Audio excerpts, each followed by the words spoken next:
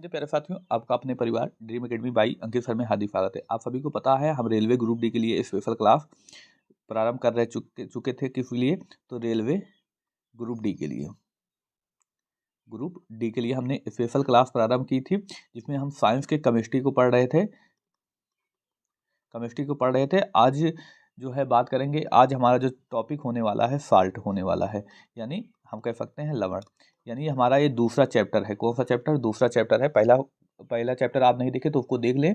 और ये दूसरे चैप्टर की आई थिंक चौथी से पांचवी क्लास होगी, लगभग आखिरी की तरफ है ये क्लास, तो आप सभी बने रहेंगे।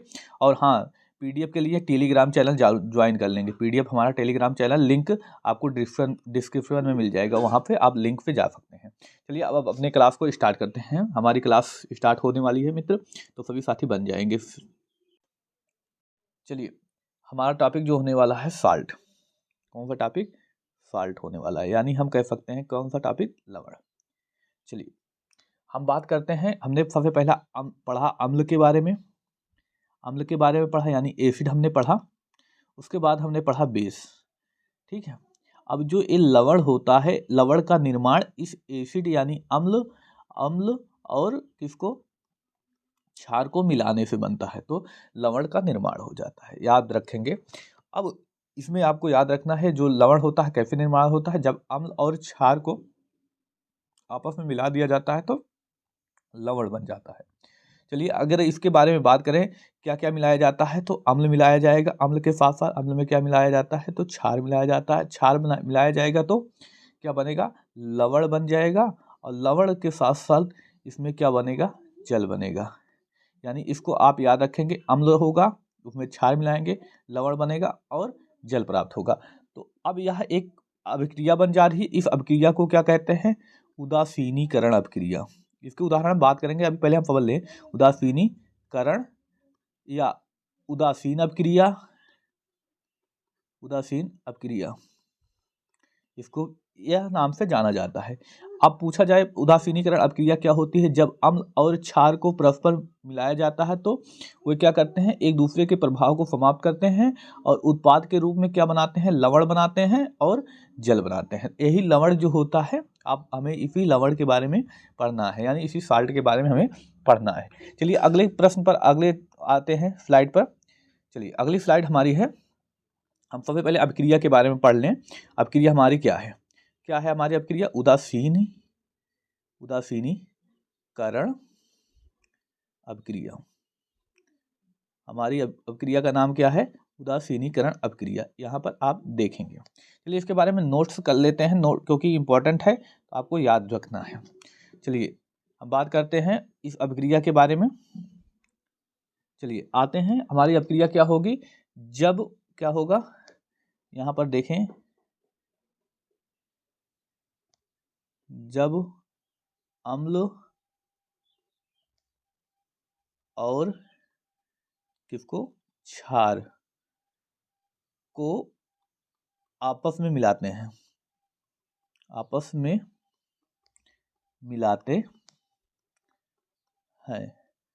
मिलाते हैं तो क्या?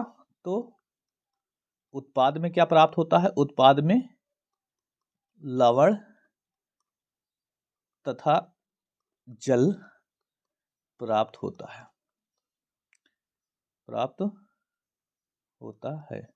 अगर प्रीवियस ईयर में देखा जाए, प्रीवियस ईयर में 7 से 8 प्रश्न टोटली देखने को मिले हैं। ऐसा नहीं कि एक शिफ्ट में टोटली 7 से 8 प्रश्न इस अभिक्रिया से देखने को मिले हैं, तो इस वजह से आप समझ सकते हैं इंपॉर्टेंट कितना है। चलिए इसके एक एग्जाम्पल की बात करें। इसमें देखिए हम मिलाते हैं HCl क्या होता है? हाइड्रोक्लोरिक अम्ल होता है। और इसमें पढ़ा हमने NaOH, सोडियम हाइड्रोक्साइड, यानी एक क्या हो गया? एसिड हो गया और एक क्या हो गया? क्षार हो गया, यानी बेस। क्षार क्या हो गया? बेस हो गया। इसको आपस में मिलाया गया तो क्या उत्पाद में मिला?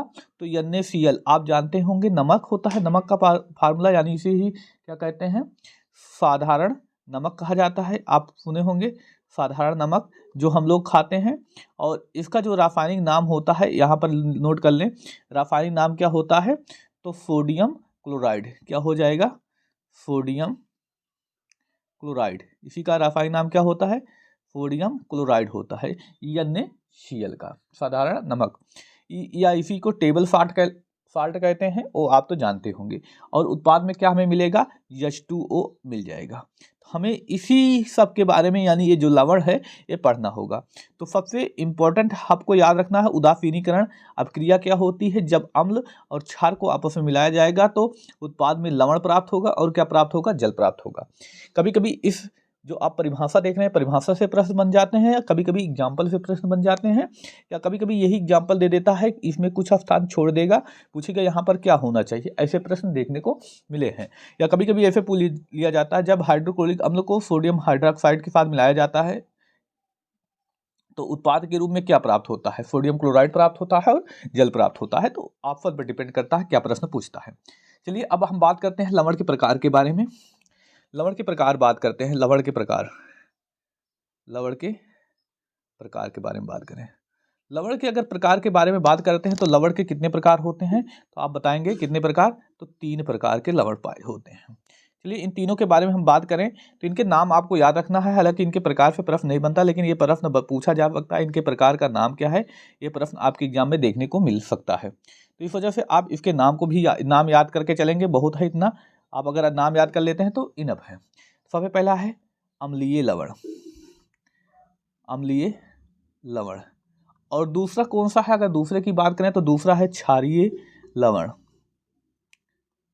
क्षारीय लवण।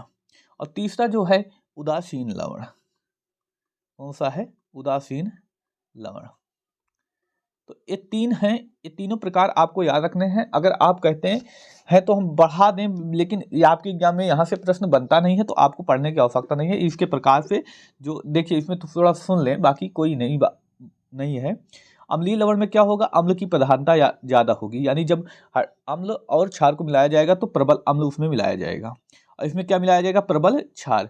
इसमें क्या होगा, या अगर प्रबल अम्ल रहेगा, देखिए इसमें आपको याद रखना है, इसमें अगर प्रबल अम्ल होगा, प्रबल अम्ल, तो प्रबल क्षार भी होगा, तब अब क्रिया होगी। लेकिन अगर हम बात करें यहीं पर अगर दुर्बल अम्ल हो जाए, क्या हो जाए, तो अगर दुर्बल अम्ल हो जाए तब उसके बारे में बात कर लें। यहीं पे क्या हो जाए, दुर्बल अम्ल हो जाए, ठीक है, यहीं पर दुर्बल अम्ल हो जाए तो दूसरा वाला भी क्या होगा, दुर्बल क्षार ही होगा, दुर्बल क्षार ही होगा। तो ये आप समझ सकते हैं। बाकी आपके एग्जाम में यहाँ से प्रश्न नहीं बनने वाला है। पीडीएफ के लिए आप हमारे टेलीग्राम चैनल ज्वाइन करेंगे, ठीक है, तो हम लिंक भी दे देंगे आपको, वहीं से आप टेलीग्राम चैनल ज्वाइन कर सकते हैं। चलिए आगे बात करते हैं अगले महत्वपूर्ण टॉपिक पर जो इम्पोर्टेंट है आपके एग्जाम में, जहाँ से प्रश्न बनते हैं। चलिए अगली स्लाइड पे आ चुके हैं हम। अब बात करते हैं कुछ महत्वपूर्ण लवण, सब इम्पोर्टेंट साल्ट के बारे में हम बात करेंगे। कुछ महत्वपूर्ण लवण के बारे में हम बात करने वाले हैं, तो सभी बने रहेंगे। चलिए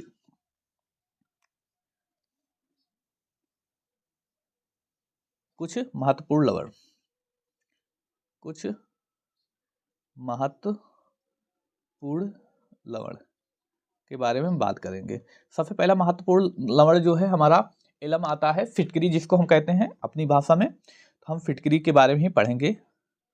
फिटकरी, अब फिटकरी से इंपॉर्टेंट क्या क्या बिंदु हैं जो आपके एग्जाम में प्रश्न बनते हैं, उन पर भी चर्चा कर लेते हैं। चलिए तो उन पर सबसे पहले हम बात करते हैं। सबसे पहला बिंदु जो होने वाला है, जो आपको याद रखना है, इसका फार्मूला जो होता है एग्जाम में आपके फार्मूला ही पूछता है। क्या पूछता है, क्या होता है, K2SO4।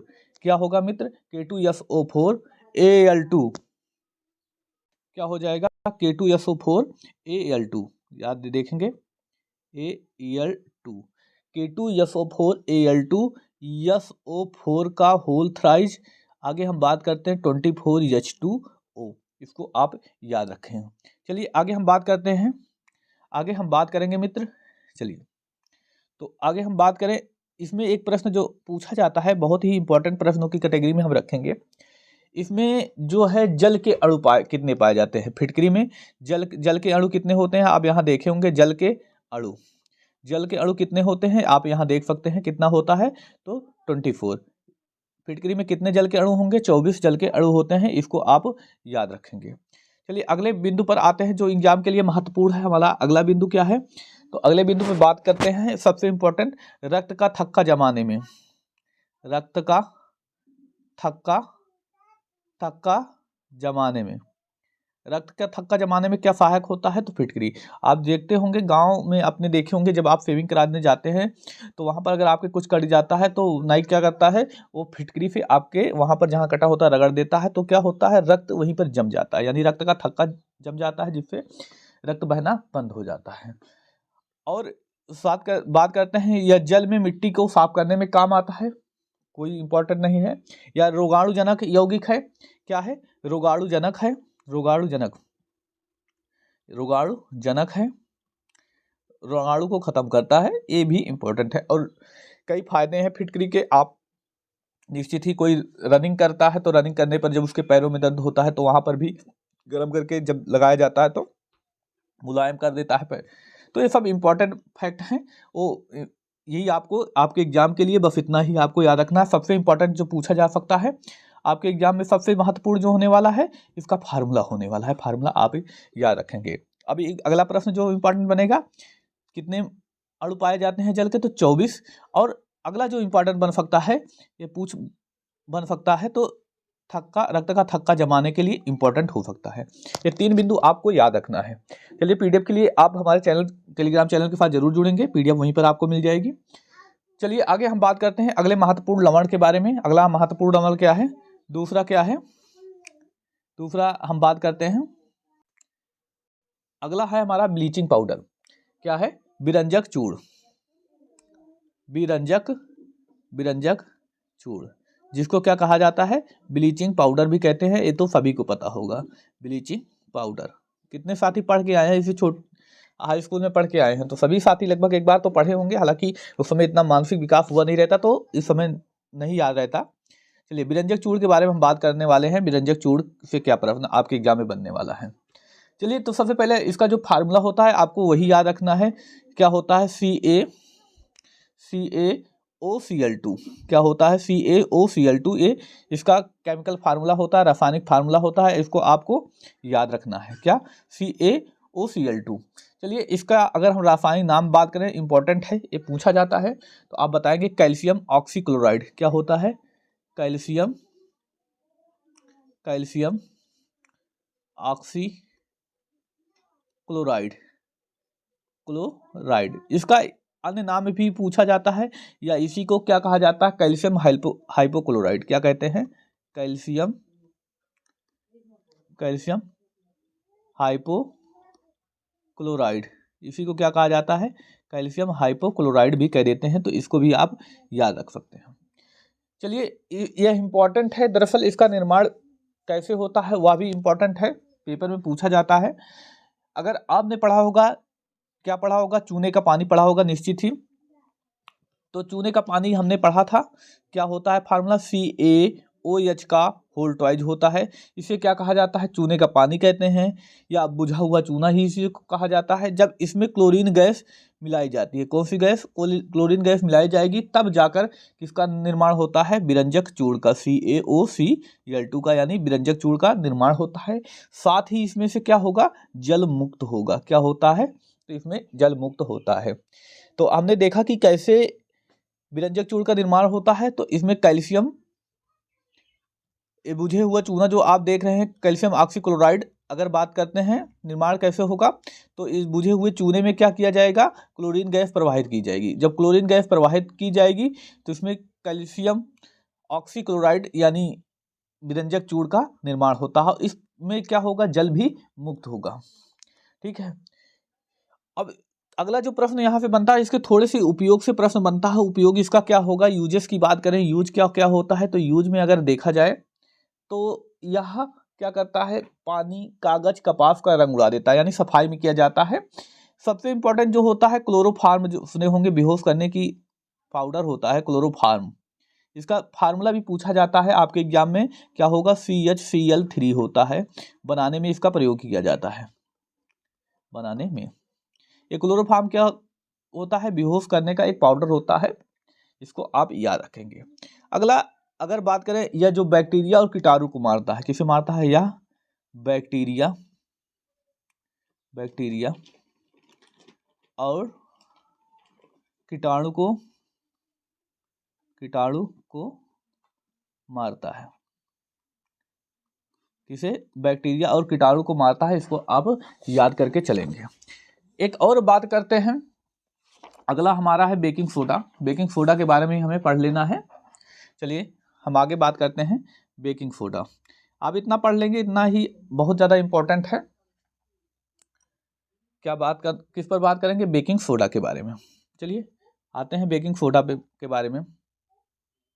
बेकिंग सोडा, चलिए इस बेकिंग सोडा के बारे में बात करें। जो इसका फार्मूला होता है NaHCO3, सोडियम हाइड्रोजन कार्बोनेट। इसका रासायनिक नाम भी आप याद रखेंगे। इसका रासायनिक नाम क्या होता है तो आपको याद रखना है सोडियम हाइड्रोजन कार्बोनेट, या इसी को कहा क्या जाता है सोडियम बाइकार्बोनेट। सोडियम बाइकार्बोनेट, इसी को क्या कहते हैं? सोडियम बाइकार्बोनेट कर देते हैं। अब इसका निर्माण कैसे होता है उस प्रोसेस को भी हम देख लें। चलिए निर्माण के प्रोसेस को भी देखते हैं। निर्माण जो होता है इसके बारे में हम बात करने वाले हैं। इसमें सोडियम क्लोराइड को क्या करेंगे? जल में हम घोल देंगे। जल में घोलने के बाद इसमें अमोनिया गैस और क्लोरीन गैस, ये दो गैसें प्रवाहित करेंगे, तब जाकर किसका निर्माण होता है? तो बेकिंग सोडा के NaHCO3 का निर्माण होता है। साथ ही इसके साथ ही क्या होता है? NH4Cl यानी अमोनियम क्लोराइड। क्या होता है?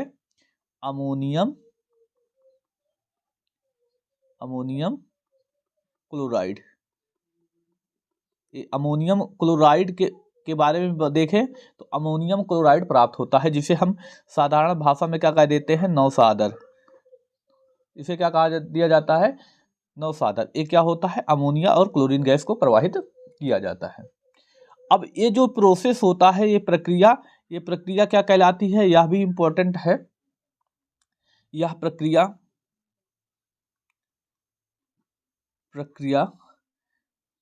सोलबे प्रक्रिया कहलाती है। कौन सी प्रक्रिया?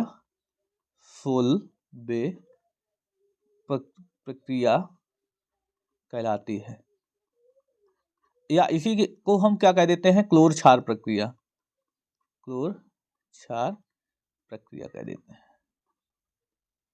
इसी को क्या कह देते हैं? क्लोर क्षार प्रक्रिया। ये आप याद रखेंगे। चलिए आपको कुछ नोट करके बिंदु याद रखना है यहाँ पे। और क्या क्या प्रश्न बन जाएगा? बेकिंग सोडा आप देखते होंगे साधारणतः इसका प्रयोग जो होता है, यूजेस के बारे में बात करेंगे। नोट करके आपको लिखना है। यूजेस के में रसोई में किया जाता है। रसोई में क्या किया जाता है? इसको फुलाने के लिए रसोई में, और किसी चीज़ को सॉफ्ट बनाने के लिए भी इसका प्रयोग किया जाता है। बेकिंग सोडा का प्रयोग किया जाता है। आगे हम बात करते हैं। अगला जो प्रयोग किया जाता है, आग बुझाने में जो प्रयोग किया जाता है। आप जो देखते होंगे सिलेंडर लगा होता है, उसमें ये भरा होता है रेड कलर का। जहाँ पर भी देखते होंगे कोई किसी ऑफिस में, किसी स्कूल में आप देखे होंगे, रेड सिलेंडर जो होता है आग बुझाने के लिए, उसमें ये भरा होता है। अब इम्पॉर्टेंट यहाँ पर क्या होगा? हमने यहाँ पर देखा इसमें क्या मिलाया गया था? NaCl मिलाया गया था और जल मिलाया गया था। यही तो मिलाया गया था। इनमें क्या मिलाया गया था तो हम बताएंगे NaCl और उसके साथ साथ क्या मिलाया गया था? जल मिलाया गया था। NaCl और जल, यानी जब हम कह सकते हैं नमक और पानी का घोल को क्या कहा जाता है? ये प्रश्न पूछा गया है। नमक और पानी के घोल को ब्राउन कहते हैं। क्या कहा जाता है? तो ब्राउन कहा जाता है। नमक और पानी के घोल को क्या कहा जाता है? ब्राउन कहा जाता है। तो आज की क्लास में हमें बस इतना ही। और पीडीएफ के लिए आप हमारे पीडीएफ के लिए क्या करेंगे? पीडीएफ के लिए ज्वाइन करेंगे। क्या ज्वाइन? हमारा टेलीग्राम चैनल कर लेंगे। टेलीग्राम ज्वाइन कर लेंगे। लिंक आपको डिस्क्रिप्शन में दे दिया जाएगा लिंक, तो आप वहां से जाकर हमारे टेलीग्राम चैनल को ज्वाइन कर लेंगे। बस आज की क्लास में इतना ही। पीडीएफ के लिए आप वहीं जा सकते हैं। बस इतना ही। धन्यवाद। जय हिंद। मिलेंगे अगली क्लास में।